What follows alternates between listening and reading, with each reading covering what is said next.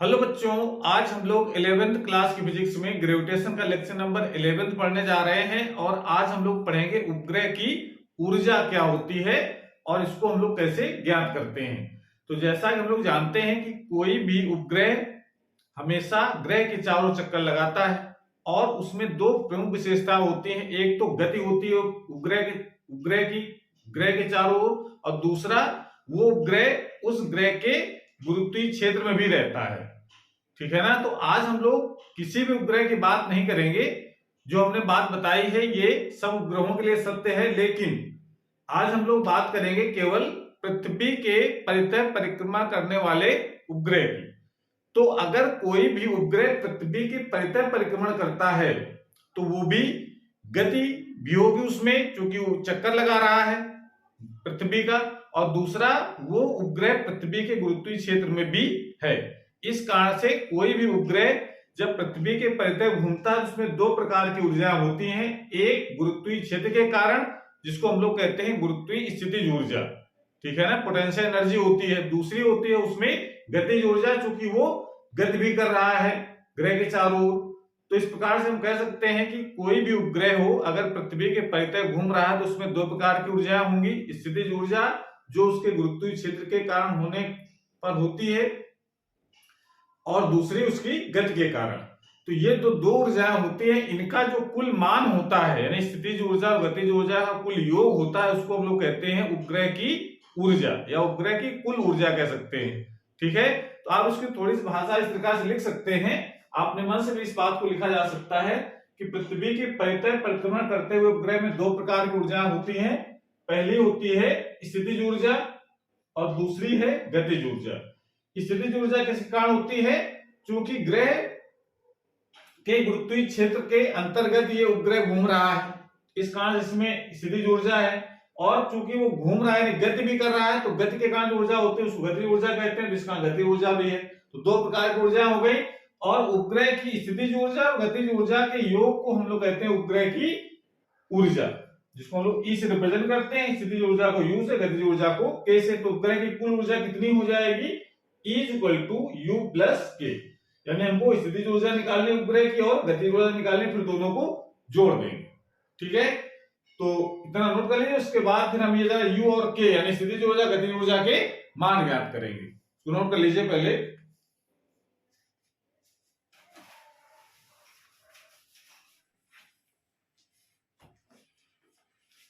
माना एक यम द्रव्यमान का उपग्रह पृथ्वी तल के समीप कक्षीय वेग v0 से चक्कर लगा रहा है। अगर दूर भी लगाएगा तब भी चलेगा, लेकिन हम ये मान चल रहे हैं कि पृथ्वी के समीप, मतलब पृथ्वी, अगर हम मान लेते हैं पृथ्वी की त्रिज्या है re, यानी पृथ्वी का केंद्र होगा O, इसकी त्रिज्या है, अगर हम मान लेते हैं ये है re, तो उपग्रह इसी के समीप है, यानी उपग्रह इस वृत्तीय पथ पर चक्कर लगा रहा है। ये हमारा है m द्रव्यमान का एक उपग्रह जिसका कक्षीय वेग है v0। तो अब जरा इसकी दूरी कितनी हम लोग लेंगे। इसकी दूरी में जो ऊंचाई है इसकी, वो ऊंचाई को हम क्या मान रहे हैं? 0। यानी जो ऊंचाई है h, उसको लगभग हम 0 मान लेंगे। तो माना जाएगा कि पृथ्वी तल का संयुक्त चक्कर लगा रहा है, तो ऊंचाई जब 0 होगी तो सेंटर से इस उपग्रह की जो दूरी होगी उसको हम re के बराबर ही लिखेंगे। ठीक है ना। अगर हम कैपिटल R ये अगर लिख रहे हैं पृथ्वी की त्रिज्या, तो अगर हम सेंटर से दूरी अगर रियल में देखें तो इसकी सेंटर से दूरी स्मॉल r के बराबर, उसको re + s लिखेंगे। ठीक है ना। लेकिन re + s तो लिखेंगे दूरी, लेकिन h का मान हम क्या मान रहे हैं? अप्रोक्सीमेट 0। चूंकि समीप चक्कर लगा रहा है इस वजह से h का मान हम 0 मान लेंगे। तो r का जो मान होगा वो re के बराबर हो जाएगा। सेंटर से उपग्रह कितनी दूर है। ये बात मान करके चलेंगे। तो एम द्रव्यमान का एक उपग्रह पृथ्वी तल के समीप कक्षीय वेग v से चक्कर लगा रहा है, तो उपग्रह की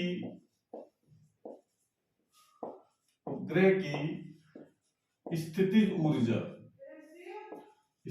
ऊर्जा U बराबर क्या लिखी जाएगी इसमें, minus G M E M upon R E. ये फार्मूला कहां से आया है? इस फार्मूले को जो डेरिवेशन हम लोगों ने किया है कि पृथ्वी तल पर किसी पिंड की स्थितिज ऊर्जा कितनी होती है, इसका डेरिवेशन अगर आप नहीं जानते हैं तो पहले हम ये देख लीजिए कि पृथ्वी तल पर किसी पिंड, कोई पिंड अगर रखा है तो उसकी स्थितिज ऊर्जा कितनी होगी। तो तल पर रखा है, तो अब चूंकि रखा है मतलब पृथ्वी तल के समीप अगर उपग्रह भी है, चाहे पिंड हो कोई उपग्रह हो, तो उसकी भी स्थितिज ऊर्जा इतनी होगी GME बटे RE। ये पृथ्वी तल पर स्थित किसी पिंड की स्थितिज ऊर्जा होती है, जो पृथ्वी के नजदीक चक्कर लगा रहा है तो इसकी स्थितिज ऊर्जा भी GMEM बटे RE हो जाएगी। ठीक है, तो ये स्थितिज ऊर्जा का फार्मूला आपको डायरेक्ट लिख देना है, इतनी स्थितिज ऊर्जा होगी। और उपग्रह की गतिज ऊर्जा कितनी होगी? गतिज ऊर्जा के बराबर कितने वेग से गति कर रहा है? कक्षीय वेग से, m 1/2 m v not square.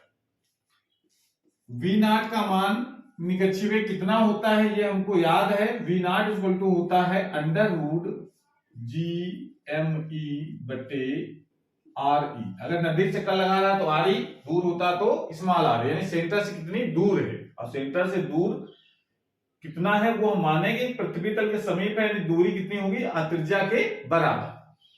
तो इतना कक्षीय वेग होगा, तो ये जरा वैल्यू यहां लगा दो v नॉट की, तो ये हो जाएगा वो स्क्वायर जब करेंगे तो अब वर्गमूल खत्म हो जाएगा, बचेगा GME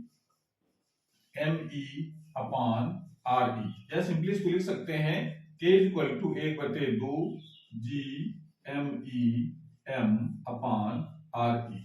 ये स्थितिज ऊर्जा का सूत्र आया और ये आया गतिज ऊर्जा का सूत्र। इसको क्वेश्चन नंबर 1 और 2 डाल लें। अब जरा जो कुल ऊर्जा हम लोग निकालनी है, तो क्या करें हम, स्थितिज ऊर्जा गतिज ऊर्जा जोड़ दें, तो उपग्रह की कुल ऊर्जा कितनी होगी? उपग्रह की कुल ऊर्जा या उपग्रह की ऊर्जा कह सकते हैं सिंपली, उपग्रह की कुल ऊर्जा E बराबर क्या लिखेंगे हम लोग, E बराबर अभी देखा U प्लस K, ये होती है U प्लस K की वैल्यू लगानी है, इसको नोट कर लीजिए पहले।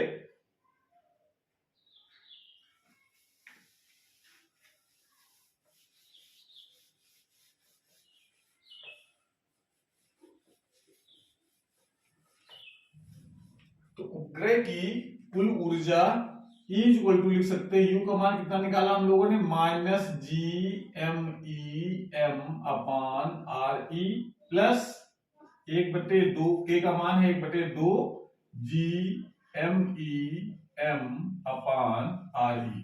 इसको सॉल्व करेंगे तो उपग्रह की ऊर्जा आ जाती है -1/2 GMEM अपान RE। ये उपग्रह की कुल ऊर्जा का फार्मूला होता है। इसको क्वेश्चन नंबर आप 3 डाल सकते हैं।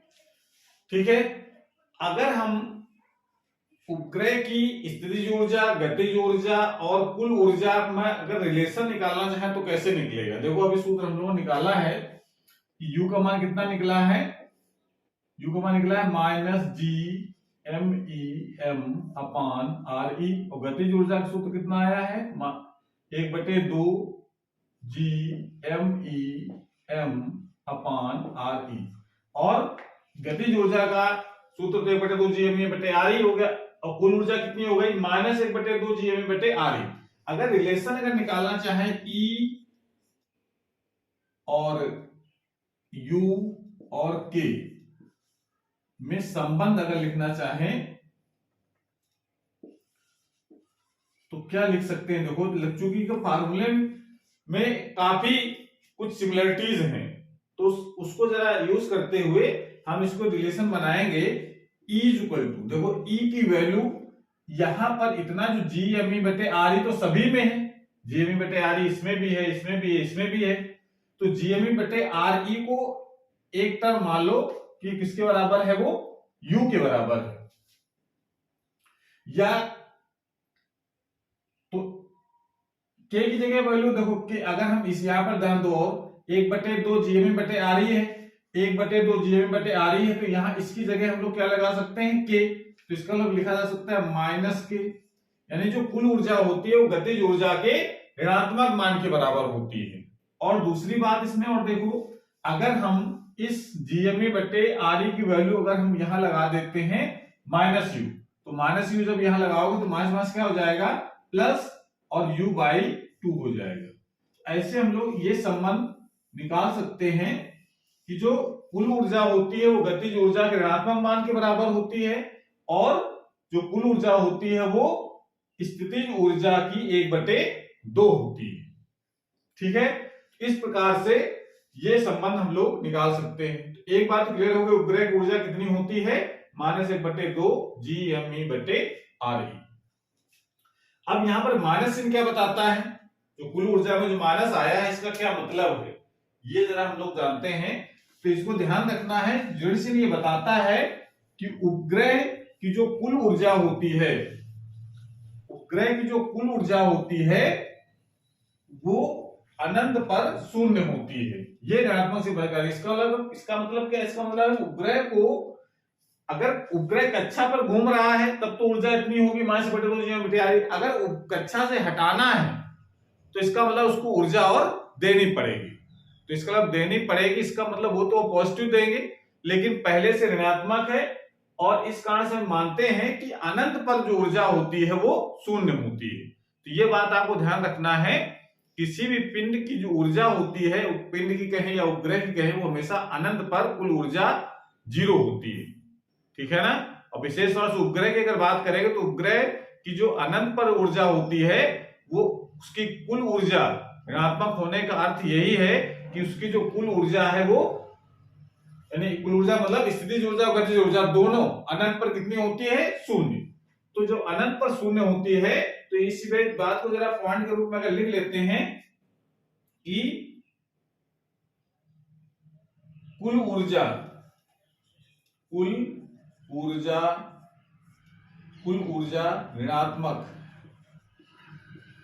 ऋणात्मक होने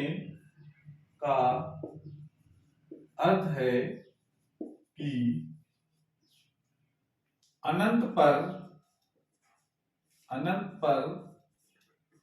कुल ऊर्जा अर्थात स्थितिज ऊर्जा तथा गतिज ऊर्जा दोनों 0 होती है। ये ऋण चिन्ह प्रदर्शित होने का सिंबल है। कुल ऊर्जा ऋणात्मक होने का अर्थ है कि अनंत पर कुल ऊर्जा अर्थात स्थितिज ऊर्जा गतिज ऊर्जा दोनों 0 होती हैं। ये पॉइंट आपको ध्यान रखना है। तब एक डिफिनेशन बहुत इंपॉर्टेंट है जो पूछा जाते, उपग्रह की बंधन ऊर्जा क्या होती है, तो वो जरा हम लोग समझेंगे। इसको पहले नोट कर लीजिए, पहले नोट कर लिया।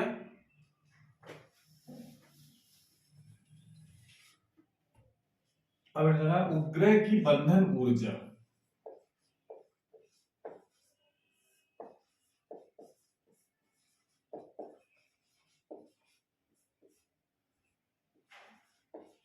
उपग्रह की बंधन ऊर्जा बाइंडिंग एनर्जी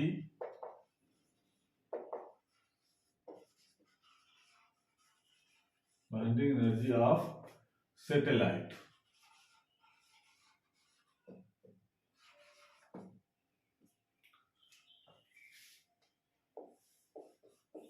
इसका मतलब जरा जानना है। इसका मतलब यह है कि अगर कोई उपग्रह चक्कर लगा रहा है तो उसकी कुल ऊर्जा हम लोगों ने देखी है, निकाला भी है, -1/2 GMEM/RE, ये उपग्रह की कुल ऊर्जा होती है।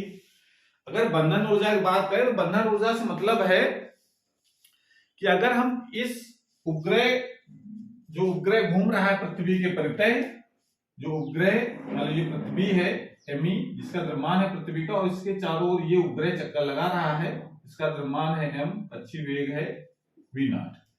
अगर इसको इतनी ऊर्जा अगर मिल जाए कि ये उपग्रह ये अपनी कक्षा को छोड़ करके पलायन कर जाए, यानी अनंत पर चला जाए, तो जितनी ऊर्जा दी जाएगी वो उस उपग्रह की बंधन ऊर्जा कहते हैं। पलायन कर जाने मतलब कहां चला जाए उपग्रह, अनंत पर। तो कितनी ऊर्जा देनी पड़ेगी, और ये बात हमने किया कि उपग्रह की जो कुल ऊर्जा होती है अनंत पर वो 0 होती है। तो जब इतनी ऊर्जा पहले से है, जब चक्कर लगा रहा है इतनी ऊर्जा है और उसको अनंत पर भेजना है, तो क्या करें हम, इतनी ऊर्जा दे दें कि इसकी कुल ऊर्जा 0 हो जाए। तो कितनी ऊर्जा देंगे हम लोग, प्लस की 1/2 GMA/RE, इतनी ऊर्जा और दे दें तो दोनों को जोड़ देंगे तो क्या हो जाएगा, दोनों मिलकर के 0 ऊर्जा हो जाएगी। और 0 ऊर्जा होगा इसका मतलब वो अनंत पर चला गया उपग्रह। तो इसका इसकी परिभाषा भी हम लोग ये लिखते हैं कि उपग्रह को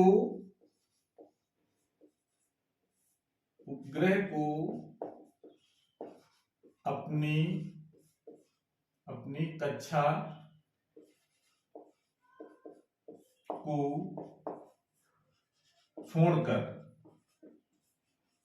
छोड़कर पलायन कर जाने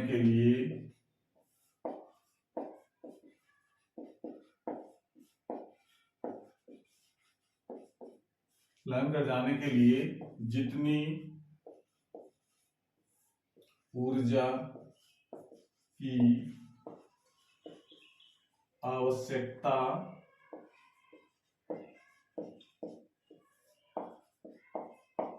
होती है उसे उपग्रह की बंधन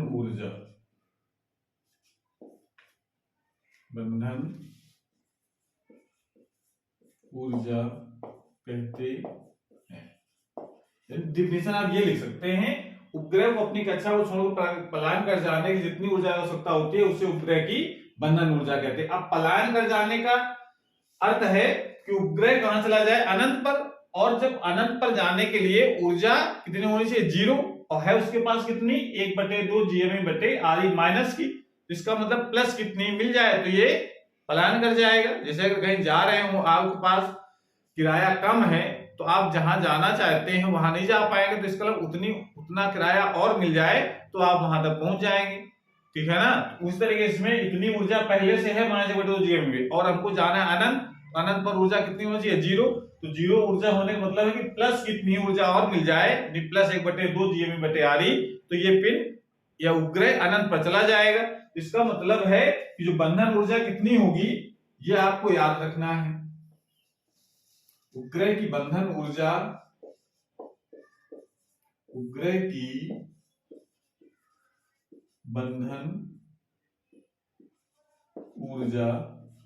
इक्वल टू प्लस 1/2 GMEM/RE, ये उपग्रह की बंधन ऊर्जा का सूत्र होता है। अब इसका रूप जरूर चेंज कर सकते हैं क्योंकि जानते हैं GME बराबर होता है GR² के, ये सूत्र हम लोग पढ़ चुके हैं, कई बार यूज किया हम लोगों ने स्मॉल जी कैपिटल जी के रिलेशन वाला। तो इसको जरा GME जहां लिखा है इतनी जगह, इसकी जगह आप GR² लगा सकते हैं। तो उपग्रह की बंधन ऊर्जा कितनी हो जाएगी, बंधन ऊर्जा इक्वल टू प्लस 1/2 GME की जगह लगा सकते हैं GRE²/M/RE, GRE² कट जाएगा, बचेगा प्लस 1/2 GMRE, इतनी बंधन ऊर्जा इसकी आ जाएगी। तो इसके दो रूप हैं, बाकी दोनों का अर्थ एक ही है। बंधन ऊर्जा का एक ये फार्मूला है GMRE, स्मॉल GMRE, और एक बंधन ऊर्जा का जो मेन फार्मूला है वो ये है। उपग्रह के नजदीक चक्कर लगाने वाले, पृथ्वी की तल के समय चक्कर पृथ्वी के तल के समीप अगर कोई उपग्रह चक्कर लगा रहा है तो उसकी ऊर्जा, जो बंधन ऊर्जा है, वो +1/2 GME/RE होती है। चूंकि इतनी ऊर्जा अगर मिल जाए तो ये उपग्रह अनंत पर चला जाएगा। ठीक है, तो इतनी बात आपको ध्यान रखनी है कि उपग्रह की ऊर्जा कितनी होती है, उपग्रह की गतिज ऊर्जा कितनी होती है, उपग्रह की स्थितिज ऊर्जा कितनी होती है और उपग्रह की बंधन ऊर्जा कितनी होती है। काफी फार्मूले मिलते जुलते हैं, किसी में 1/2 है, किसी में माइनस का लगा है चिन्ह। तो इस तरीके से आपको एक जरा कायदे से इसको याद रखना है, कंफ्यूजन दूर करते हुए। तो आज क्लास मेरा समाप्त होती है। अगली क्लास में हम लोग नए वीडियो के साथ आएंगे। तब तक पढ़ाई करते रहिए। Thank you.